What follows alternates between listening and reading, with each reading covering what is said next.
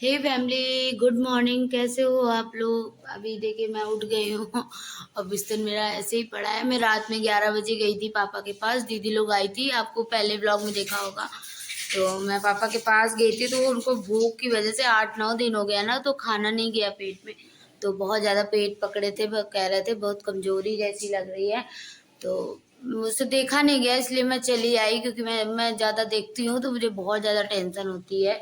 और अभी देखिए टफी महाराज गेट खुला भागते हैं तो भागते हैं, और अभी खुला है गेट तो भागने के बजाय अंदर भाग आए हैं। तो अभी देखिए मैं सो के उठ गई हूँ, अभी जा रही हूँ बिस्तर समेटूंगी और खाना आना की कुछ तैयारी करूंगी। और मम्मी, आज दिवाली है तो हैप्पी दिवाली सभी को। और ब्लॉग में बने रहेगा, शाम को देखते हैं त्यौहार कैसे मनाते हैं। इच्छा तो नहीं है बिल्कुल भी। और अभी देखो हमारी दीदी लोग सामान वामान ले आई, हम लोगों को तो बिल्कुल भी नहीं याद था, क्योंकि दिमाग नहीं सही था और टेंशन बहुत थी। तो दीदी हमारी सब मतलब सामान ले आई हैं पूजा वूजा का। तो हम लोगों की दिवाली भी ढंग की बीत जाएगी। तो देखते हैं कैसे शाम को मनाते हैं, क्या पहनते हैं, कपड़े क्या पहनते हैं, क्योंकि अच्छे से मनाएंगे। और हमारे गणपति जी से हम दुआ करेंगे हमारे पापा जल्दी ठीक हो जाएं और हमारे घर आ जाएं, तो और अच्छे से त्यौहार होता। लेकिन अभी उनके अच्छे के लिए उन्हें अस्पताल में रखा है। बाकी अगर उन्हें हम घर ले आए तो वो ठीक है, लेकिन आगे उनको तो ये दिक्कत बढ़ जाएगी, इसलिए अभी नहीं करें। हे फैमिली, कैसे हो आप लोग? वीडियो मैंने एंड कर दिया था, थोड़ा सा कोई आ गया था इस वजह से। और फैमिली, आप लोग सोच रहे होंगे ना मैं रो क्यों रही हूँ। तो आज इतना बड़ा त्योहार है फैमिली, हम हिंदुओं में ये त्योहार बहुत ज़्यादा मायने रखता है। और हमारे पापा घर पे नहीं है, पापा अस्पताल में है। बिल्कुल भी इच्छा नहीं हो रही है त्योहार मनाने की, क्योंकि कल मैं गई ना तो वो पेट पकड़े थे। 10 दिन हो गया, कुछ भी पेट में उनके गया नहीं है, तो छटपटा रहे हैं भूख के मारे। तो मैं रात कुछ भी न, मेरी खाने की पीने की कुछ भी इच्छा नहीं हो रही है। मम्मी अभी गई है अपनी कंपनी, वहां बुलाया गया है। तो जो भी बोनस 200-400 रुपए उन्हें मिल जाएगा, कम से कम सब्जी वब्जी आ जाएगी। और देखो इच्छा नहीं है त्योहार करने की, लेकिन फिर भी करेंगे, क्योंकि हमारे में बहुत मान होता है त्योहार का। और देखिए मंदिर अंदर सब कुछ साफ हो गया, बर्तन वर्तन सब धो दिया था मम्मी ने। तो शाम को पूजा होगी और जाएंगे, पापा को भी टीका वीका लगा के आएंगे कि माता रानी मेरे पापा को जल्दी ठीक कर दो। घर में बिल्कुल भी अच्छा नहीं लग रहा है उनके बिना। पूरा घर सुना सुना है, यहाँ तक डेली बिल्लियों को दूध देते थे ना, वो बिल्ली भी उनकी चप्पल में घुस घुस के म्याऊं म्याऊं कर रही है। तो जब वो जानवर को इस चीज का एहसास है, यार हम तो उनकी औलाद हैं। लेकिन कहते हैं बाबा सबके साथ हैं। मैं हम लोग बहुत परेशान थे, सोच रहे थे इलाज कैसे होगा, लेकिन बाबा ने साथ दिया और उनका इलाज अच्छे से चल रहा है। और हमारा पैसा भी नहीं लग रहा है। तो कहते हैं बाबा मदद सबकी करते हैं, बस विश्वास रखो।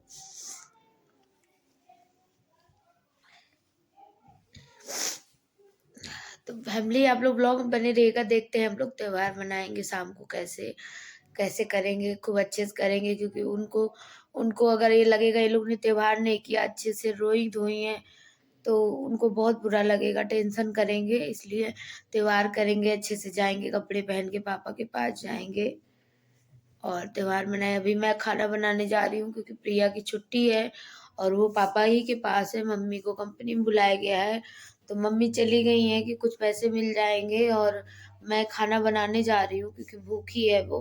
तो मैं आलू गोभी टमाटर, सब्जी वब्जी भी नहीं थी, अभी मम्मी जस्ट लेकर आई हैं, तो मैं बनाने जा रही हूँ। आप लोग भी आ जाइए टाइम बना के, और फिर मैं अच्छे से रेडी होके फिर पापा के पास जाऊंगी। वो बोलते हैं अच्छे से, मतलब मेरे सामने आया करो, ऐसे बनी मुंह लटका के मत आया करो। और बहुत सी चीजें हैं। और आज इनसे भी बात हुई थी, हस्बैंड से भी बात हुई थी, उनको भी वहाँ अच्छा नहीं लग रहा है। लेकिन मजबूरी, कहते हैं ना फैमिली, मजबूरी क्या ना करा दे, मजबूरी में वो वहाँ पर है, समझ लीजिए।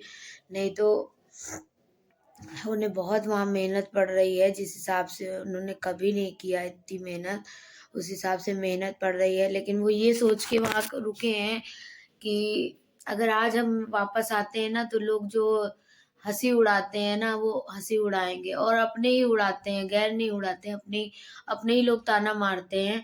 तो गैर गैर तो गैर होते हैं, उनका तो काम होता है कहना, लेकिन अपने जो होते हैं ना, वो सबसे पहले हँसी उड़ाते हैं। इस वजह से उनका कहना है कि मैं वापस नहीं आऊँगा यहाँ पर। हाँ, कुछ टाइम दिक्कत होगी, याद आती है सबकी, लेकिन उसके बाद फिर सब नॉर्मल हो जाएगा, क्योंकि पैसा इंसान की ज़िंदगी में बहुत इम्पोर्टेंट रखता है। और ख़ैर मेरे हस्बैंड ने मेरे लिए बहुत बड़ा, मतलब मेरे लिए बहुत बड़ी चीज़, मुझे पता भी नहीं चली, वो करके गए हैं और ये चीज़ मुझे नहीं मालूम थी, लेकिन मैं अभी क्लियर हो जाएगी चीज़ जब मैं आपसे शेयर करूँगी। मैं तो बिल्कुल शॉक्ड हो गई थी जब मुझे पता चला कि मैं ये सोचती थी मेरे हस्बैंड मुझसे प्यार व्यार नहीं करते हैं, पता नहीं क्या, मतलब बहुत चीज़ें हैं। लेकिन नहीं, वो बहुत प्यार करते हैं और मुझे नहीं पता था कि वो 1,500 जोड़ते थे अपने पास पैसे, और उन्होंने मेरे लिए इतना बड़ा काम करके रखा था, मुझे बिल्कुल भी अंदाज़ा नहीं था। क्योंकि मैं शादी में गई थी ना अपने, मतलब मौसी के यहाँ शादी में गई थी, तो मेरे पास कुछ भी सामान नहीं था, फैमिली घर में मतलब पहनने के लिए कुछ भी ज़ेवर नहीं थे। तो वहाँ पर मेरे हस्बैंड ने सुना था, मेरी सभी दीदी लोग जो थी सब अच्छे जेवर जट्टा सब अच्छे घर से थी, सब पहनी थी, तो सब लोग मेरा मज़ाक बना रहे थे, बोल रहे थे तुम्हारे तो इतने जेवर चढ़े थे, तुमने पहना क्यों नहीं? अब मैं उन्हें क्या बताती कि मतलब मैं किस दिक्कत में हूँ, क्यों नहीं लाई, मैं क्यों नकली पहने हूँ। मैं नकली भी वैसा नहीं पहनी थी, मैं ऐसे ही रोल-गोल का पहनी थी। तो उनको वहाँ वो चीज़ एहसास हुई कि मेरी बीवी की बेइज़्ती हुई है और आइंदा ऐसा काम ना हो और कभी बेइज़्ती ना हो। तो मुझे नहीं पता था वो मेरे लिए इतना सोचते हैं। उसके बाद उन्होंने 1,500 अपनी सैलरी से बचा-बचा के उसके बाद मेरे लिए उन्होंने इतना किया। मैं तो कल शॉक्ड हो गई। किया तो था उन्होंने मेरे मुझे करवा चौथ के लिए, लेकिन उनके जाने में बहुत खर्चा हो गया पैसा, तो इस वजह से मतलब उनके पास ज़्यादा पैसे नहीं थे, तो अपना जाने के लिए वो पैसे उनके पास भी रहना ज़रूरी है, तो वो अपने पास ले गए। मैंने कहा अब उन्होंने बोला कि ले लो तुम्हारा काम, मैंने कहा नहीं, आप ले जाओ, हो सकता है वहाँ कोई ज़रूरत पड़ जाए तो। लेकिन मैं जब कल गई उन्होंने बोला कि जाओ तुम, दिवाली है, जाओ उठा लाओ जाके। तो मैं कल गई वहाँ पर, मैंने वो चीज़ देखी अपनी आँखों से, मेरे लिए है। तो मैं मतलब आपको बता नहीं सकती, मैं रोने लगी थी वहाँ पर। उन्होंने बताया कि आपके हस्बैंड ने किया है ऐसा और बेचारे ने 1,500 करके कम से कम आपकी शादी से ही वो जमा कर रहे हैं, क्योंकि और अभी कुछ पैसे उनके बकाया हैं, तो जब वो हम दे देंगे, हम जब ही उठाएँगे। हमने कहा कि अभी कुछ पैसे उनके बकाया हैं, तो जब मैं दे दूँगी।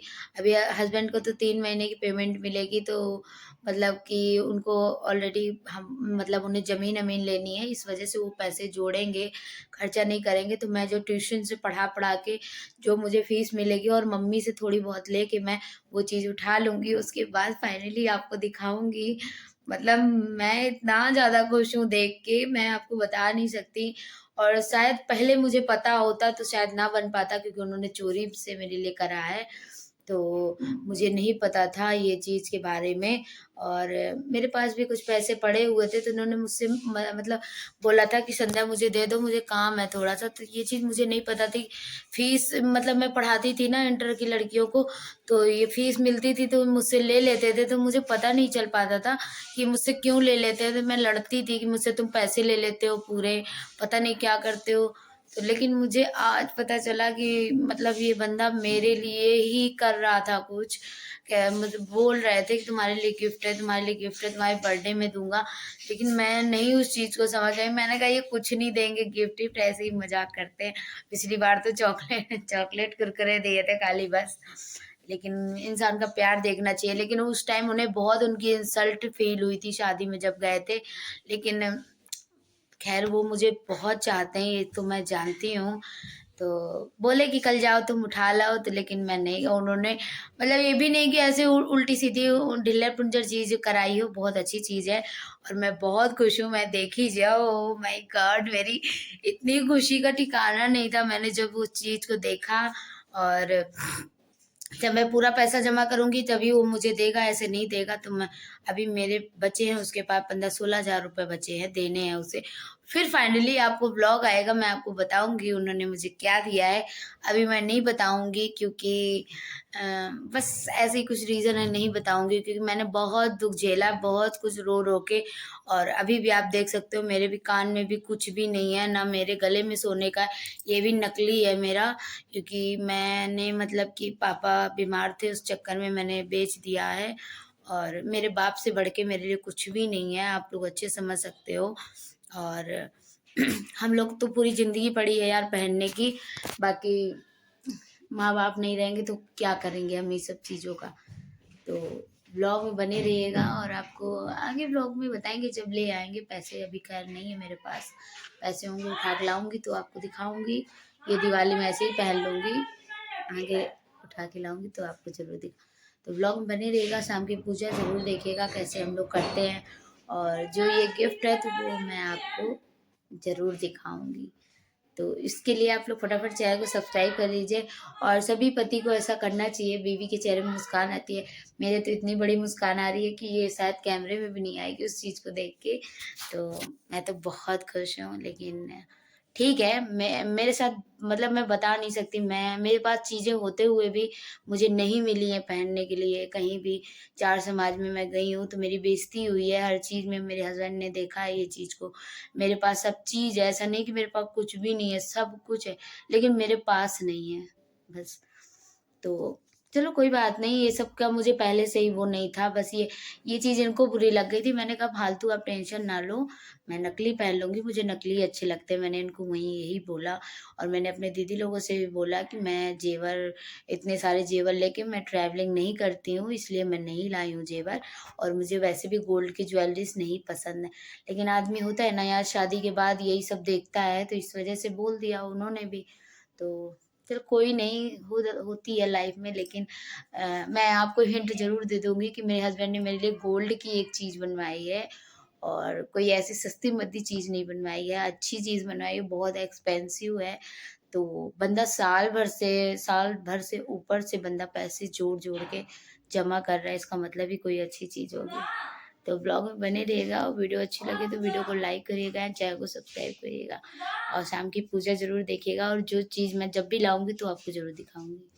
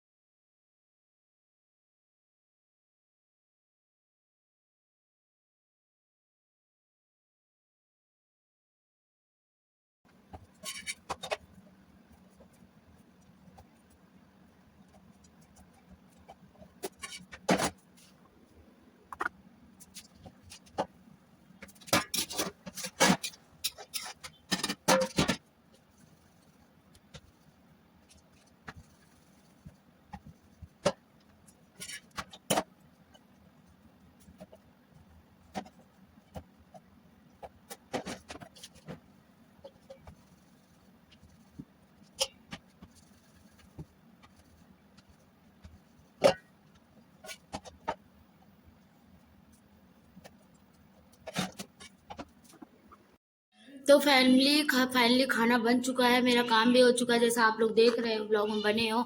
और अब मैं जा रही हूँ अस्पताल। अस्पताल के लिए मैंने खाना भी लगा लिया है, मैं दिखाती हूँ। ये देखिए खाना टिफिन लग गया है, ये देखिए, और ये टिफिन लगा दिया है। और वहीं भाभी लोग हैं, मैं जा रही हूँ। गैस भी बंद हो गई मेरी, गैस बंद कर दिया मैंने। और अभी मैं टिफिन झोले में रख के और फिर आपको दिखाती हूँ अस्पताल में। आप देखते हैं पापा की कंडीशन कैसी है। और बने रहेगा ब्लॉग में, वीडियो को बिल्कुल भी मिस करिएगा।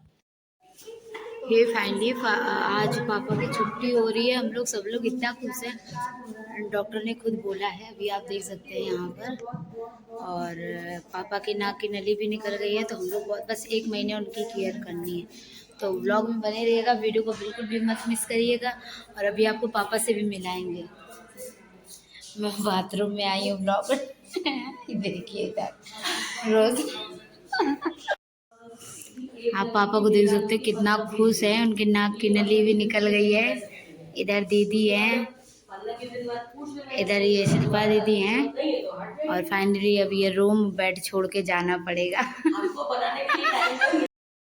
हे फैमिली, आपको जैसे मेरी खुशी देख के समझ में आ रहा होगा, मैं यहाँ तो आई थी खाना लेके खिलाने सबको, लेकिन मुझे नहीं पता था इतनी बड़ी खुशी मिल जाएगी। और फाइनली डॉक्टर ने बोल दिया है इन्हें डिस्चार्ज कर सकते हैं। अभी ये बिल्कुल सही हैं, बस 1 महीने इनकी थोड़ी केयर, 1 डेढ़ महीने केयर करनी है।